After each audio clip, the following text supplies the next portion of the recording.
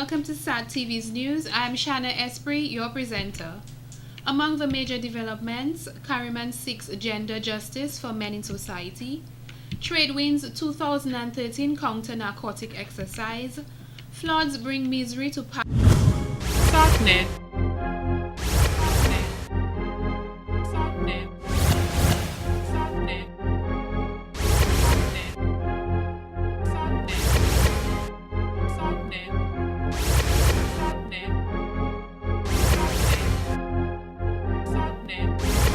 SATnet, a better choice. Welcome back. One of the 6 first-year architecture students at the Dominica State College who was presented with a project to design an artist studio or residence on a 50-foot by 40-foot piece of land has emerged victorious. The design had to include a gallery to display artwork, a workshop comprising of a storage, a 2-bedroom residence, restroom, laundry space, and mechanical room, among others. The competition, the Millennial Land Development Company and Dominica State College Design Challenge, was won by Mr. Ashley Blah and emphasized the creativity of architecture. He will be awarded with a summer internship at Millennial Land Development Company Limited, located at 24 Church Lane, Pottersville, and college tuition for 1 semester. This will give him an opportunity to broaden his knowledge and gain practical experience in this field. Mr. Blah has just completed his first year of study at the Dominica State College. The Millennia LDC says they understand the challenge in gaining employment as an inexperienced young person in this field, and they are honored to partner with the Dominica State College to provide one student with the experience in his career field of interest. This will possibly increase his chances of being employed at the end of his study period. The Millennia LDC and DSC thanks all the students who participated in this design challenge. In more news, Acting Minister of Health, Honorable Colin McIntyre, is urging Dominicans to refrain from using tobacco. This very important message came on the heels of observing the annual World No Tobacco Day held on May 31st. Its aim is to protect present and future generations from the devastating health consequences of this drug. It also highlights the social, environmental, and economic effects of tobacco use. Tobacco is the only legal consumer product that kills when used as intended by the manufacturer. Every year, more than 6 million people die because they use tobacco. Another 600,000 non-smokers die from breathing in secondhand smoke. This makes tobacco smoking one of the leading preventable risk factors for preventable deaths from non-communicable diseases such as cardiovascular disease, cancer, chronic lung disease, and diabetes. In Dominica, the cigarette is the most common form of tobacco use. 1 in 10 adults in Dominica smoke cigarettes. However, information from the Global Youth Tobacco Survey 2009 indicates that the use of other forms of tobacco, such as smokeless tobacco, snuffs, biddies, is increasing among youth. Mr. McIntyre noted 6 in every 10 secondary school students are exposed to secondhand smoke, which increases the risk for early development of chronic non-communicable diseases. He suggested governments have to work harder to create stricter policies, laws, and regulations surrounding tobacco use and production, focusing on limiting the promotion of its products. The World Health Organization has indicated that bans on comprehensive advertising leads to reduction in number of people starting and continuing smoking. Statistics also show that banning of tobacco advertising and sponsorship is one of the most cost-effective ways to reduce tobacco demand. Packaging and labels on tobacco products, such as the cigarette box, can be described as a moving billboard. Studies show that the design and branding of the product used by the tobacco industry can be detrimental to public health. The packaging of tobacco products can mislead the harmful effects of tobacco, reduce the effectiveness of health promotion, and increase the appeal of the product to young people.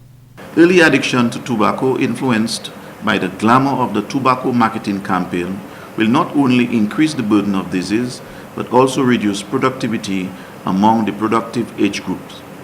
The government is committed to continue in its efforts to pursue the necessary steps to protect the health of the Dominican population and to uphold the commitment to the Framework Convention on Tobacco Control, which includes the banning of advertisement, sponsorship, and promotion. Initiatives taken by the government of Dominica include signing onto the Framework Convention for Tobacco Control in 2004 and ratification in 2006. Increased taxation on tobacco products to 75% in 2012. I therefore call for a collaborative action and urge all citizens of Dominica to protect and preserve our future. He went on to say that Dominicans should get involved in the call to reduce the harmful use and effects of tobacco use and tobacco smoke. In more stories, the Ministry of Health, in collaboration with the Pan American Health Organization, will be conducting trainings in mass casualty management from June 3rd to 7th. Emergency care and treatment trainings will also be held from June 10th to 14th, 2013. The Ministry of Health says the trainings are geared to enhancing the response mechanism and the capacity of our response agencies to mass casualties or emergencies. Personnel from the Ministry of Health, Fire and Ambulance Police Service and the Dominica Red Cross will be trained over the 2-week period. The trainings will be facilitated by one regional facilitator and locally trained facilitators. Throughout the trainings, participants will learn the mass casualty management system and the role of each response agency in the system. At the end of the training session, a field exercise will be conducted to test the participants' knowledge. The emergency care and treatment will also teach participants the skills necessary to begin assessing and caring for a patient at the scene of an accident or catastrophe during the first few minutes following an emergency. Carryman is an organization aimed at engaging Caribbean men in the analysis of existing beliefs and norms in society. At a press conference on Monday, May 3rd, the Caribbean Male Action Network celebrated their second anniversary under the theme Men Collaborating to Promote Gender Equality. A week of activities will be held to commemorate the anniversary celebrations. The president of the organization, Mr. Thomas Holmes, in his address at the press conference, gave more insight into the organization's plan. Carryman creates space for boys and men to gather and discuss pertinent social issues that impact their lives and that of their significant others. We also collaborate with women's groups and organizations to promote gender justice, social harmony, and rewarding partnerships in order to reduce and prevent all forms of violence, particularly violence against women and children, and violence by and among young males. Mr. Holmes said that Carryman respects the views, opinions, habits, and the lifestyle of all individuals and groups as it promotes tolerance. All members and prospective members of Carryman must be cognizant that Carryman will not promote nor condone any illegitimate habits or actions of individuals and or groups that are contrary to persons' growth and development and which are also contrary to the laws of the land.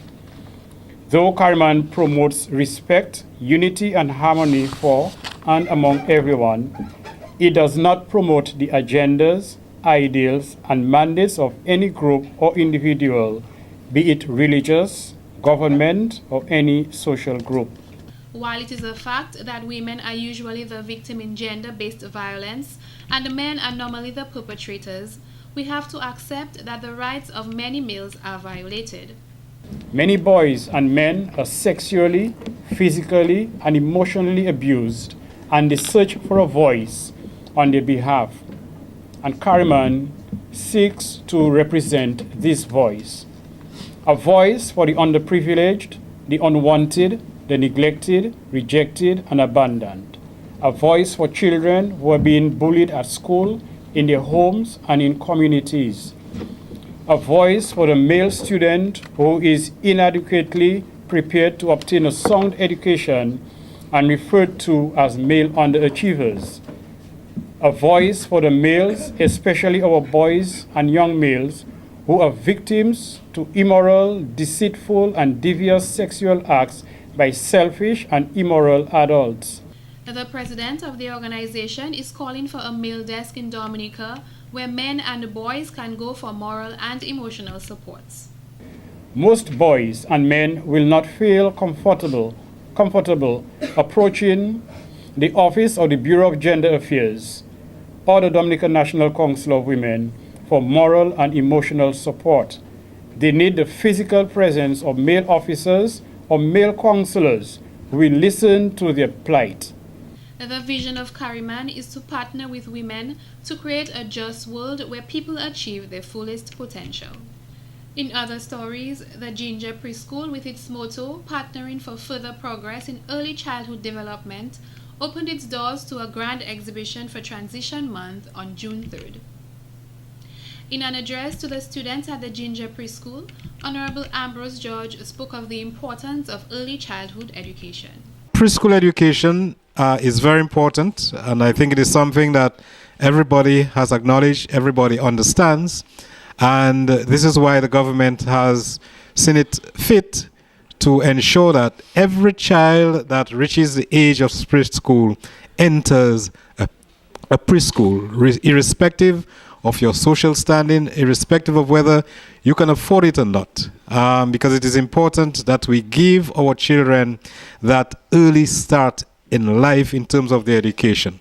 He said the foundation of early childhood education is important, and as a society we should adhere to it. Some of us from our own experiences in life can understand that. Those of you students at the Newton Primary School, you attended a preschool, and you know what having attended the preschool did for you in terms of your education. So these little ones who are here are just starting off in terms of their preschool education. Then the transition period, some of them will be moving on, and therefore we are hoping that whatever is imparted to them at this level will help them at attaining their future scholastic achievements. Miss Les Lasser, Amos Shillingford, Carnival Queen 2013, also emphasized on the significance of education in the lives of the children. Early childhood education is key. It's the foundation that you will know as you grow through primary school to secondary school to college. And a quote that I love to say, because it's so true, is if you can read, you can do anything you want to do. If you can read, you can do anything you want to do. With internet and Google, you can Google what you need to know and it'll show you how to do it. And that statement is so true, and it shows how an educated person is a wealthy person, because they can do anything they want to do. I want you guys to remember that as you go through your life, and to try your hardest at everything that you want to do. The exhibition consisted of arts and projects that the students made throughout the school year. The Newton Primary Dance Group performed at the event.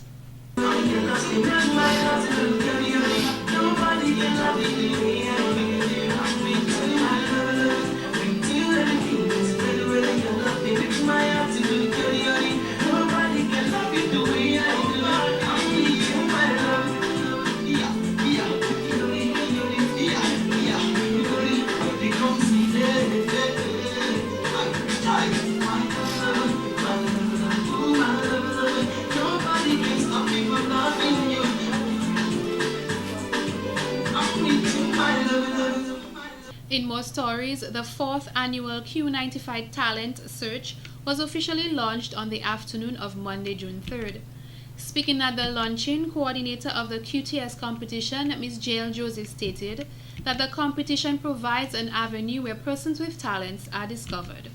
Hopefully, this year's 4th annual Q Talent Search will be very important for at least one lucky person from one of the 4 corners of Dominica. I must say that we, the organizers of Q Talent Search, are very proud of the wealth of talent that has been discovered thus far through the Q95 radio station Talent Search. We look forward to the new contestants that are embarking on this amazing journey with us. Today, I'm elated to officially welcome you to the launching of the 4th annual Q Talent Search competition. Host of QTS 2013, Mr. Matthias Peltier, explained that 60 singers will perform at the closed auditions of the 4th annual Q Talent Search competition, after which 32 singers will move on to the quarterfinals scheduled for July 27th at Harlem Plaza. The list will be narrowed down to 21 participants, then later cut down to 11 through various competitions. This started just 4 years ago, just by coincidence. And I'm happy to see how this has blossomed into the show that it is today. I thank you too to the many sponsors who have made it happen. Another young person from another community in Dominica will blossom into another big star. We've seen what has happened to, of course, Asha Thomas. We've seen what has happened to Shamika Sorrento, Rachel John Baptist. Who's it going to be this year? He wished all the persons who will be participating in the competition all the best. A representative from patriotic sponsor of QTS, the Glam Day Spa, mentioned they have been sponsoring the competition since its inception, as they believe Dominica has a lot of amazing talent. A voice is an amazing human quality that only some of us are privileged to have. And we hope that these talented young people will continue to strive for excellence even in the midst of uncertainty. We all know that it's hard work, determination, faith, and honesty that will get us on the right track towards our life's goals. A representative of another patriotic sponsor, L.A. Dupini, stated their commitment to the competition, like in previous years, is unwavering. She said by continuing to support QTS, L.A. Dupini is committed to social responsibility, as this competition provides a platform for Dominicans to develop their potential and increase their confidence. The development of the talent and skill of Dominica's young people is a crucial step in the right direction to move our country forward. Finally, L.A. Dupini would like to congratulate the organizers of Q95 Talent Search for their efforts to discover and promote young Dominican talent. We would also like to wish the contestants best of luck on their journey to the top. Rachel John Baptist is the reigning QTS winner. At a meeting which was held on May 28th, Honorable Roosevelt Skerrit, the Prime Minister of Dominica, spoke on the trade and investment framework signed by Dominica, CARICOM, and the United States of America. That is the precursor to negotiations with the U.S. government on having a trade agreement between the United States and CARICOM. So that framework will define the negotiations when they start and when they begin. So this is what essentially it is. The meeting was said to have been a necessary engagement by the Prime Minister. And I believe the CARICOM focused on three broad areas: security, trade, and I believe economic development. Three broad areas in the United States of America. Dominica has been receiving direct benefits from the United States where national security is concerned. And they have been very helpful in that regard, both intelligence gathering, modern equipment, tools of trade, vehicles, Coast Guard vessels and so forth. They've been training and so forth. They've been exceptional. What we would like to see the Americans do is more direct development assistance. Mr. Skerrit said that in a few weeks the country will be informed of the money required to address the infrastructural challenges on the east coast of Dominica. And we're hoping that the United States government can recognize that we do not want billion to give to Afghanistan or Iraq or even Jordan. We don't want billions. What we want is a few millions to assist us in the CARICOM, particularly at a time when all of us are challenged fiscally and economically, that the U.S. is largely absent in the solution to this challenge. And in court news, 35-year-old Chelsea Sevre of Portsmouth has until June 30th, 2013 to pay a fine of $300 after pleading guilty to the charge of theft when he appeared before Roseau Magistrate Candia George on Tuesday, June 4th. According to the facts of the case, the owner of a Chinese store secured his building on the evening of June 3rd and went to his home upstairs of the store. At about 1:15 a.m. on Tuesday, June 4th, he was alerted that an intruder was seen climbing down with a white box from a porch upstairs, which he uses as a storeroom. He then made a report to the police about the incident.